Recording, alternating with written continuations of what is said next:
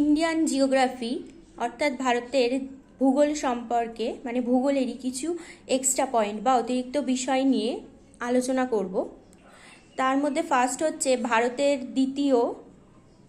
অর্থাৎ দীর্ঘতম এনএইচ হলো NH-44, যেটি শ্রীনগর থেকে কন্যাকুমারী পর্যন্ত বিস্তৃত, যার দৈর্ঘ্য হলো 37,045 কিলোমিটার। সুয়েজ খাল ভূমধ্যসাগর ও লোহিত সাগরকে যুক্ত করে, আর পানামা খাল প্রশান্ত মহাসাগর ও আটলান্টিক মহাসাগরকে যুক্ত করে। বারমুডা ট্রাইঅ্যাঙ্গেল আটলান্টিক মহাসাগরে অবস্থিত। ব্যাঘ্র প্রকল্প প্রজেক্ট টাইগার 1973-এর 1 এপ্রিল শুরু হয়েছিল। আফ্রিকার উপর দিয়ে কর্কট ক্রান্তি রেখা, মকর ক্রান্তি রেখা, নিরক্ষরেখা তিনটেই গেছে।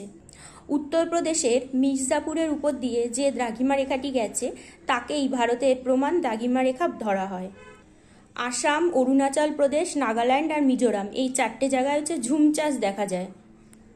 আর কিউমুলোনিম্বাস মেঘ, বজ্র, বিদ্যুৎ সহ বৃষ্টিপাত ঘটায়। আর এর সাথে কিছু কিছু ইম্পর্টেন্ট কোশ্চেন হলো, আরাবল্লী পর্বতের সর্বোচ্চ শৃঙ্গের নাম হলো গুরু শিখর। অমরকণ্টক থেকে কোন নদীর উৎপত্তি হয়েছে? এর উত্তর হবে হচ্ছে নর্মদা। তারপর ভারতের কোন রাজ্যে সর্বাধিক বনভূমি রয়েছে? এর উত্তর হবে মধ্যপ্রদেশ। নৈনিতাল হ্রদটি কোথায় অবস্থিত? এর উত্তর হচ্ছে উত্তরাখণ্ড। সুনামির কারণ হতে পারে সমুদ্রের নিচের ভূমিকম্প।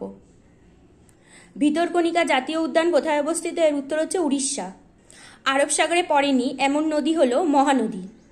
নাথুলা পাস কোন প্রতিবেশী দেশের সাথে সম্বন্ধ স্থাপন করে? এর উত্তর হচ্ছে চীন। ভারতীয় নদী মাহি কর্কট ক্রান্তি রেখাকে 2বার অতিক্রম করেছে।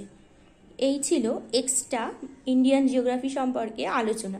ভিডিওটা যদি তোমাদের ভালো লেগে থাকে অবশ্যই লাইক অ্যান্ড সাবস্ক্রাইব করতে ভুলো না। Thank you.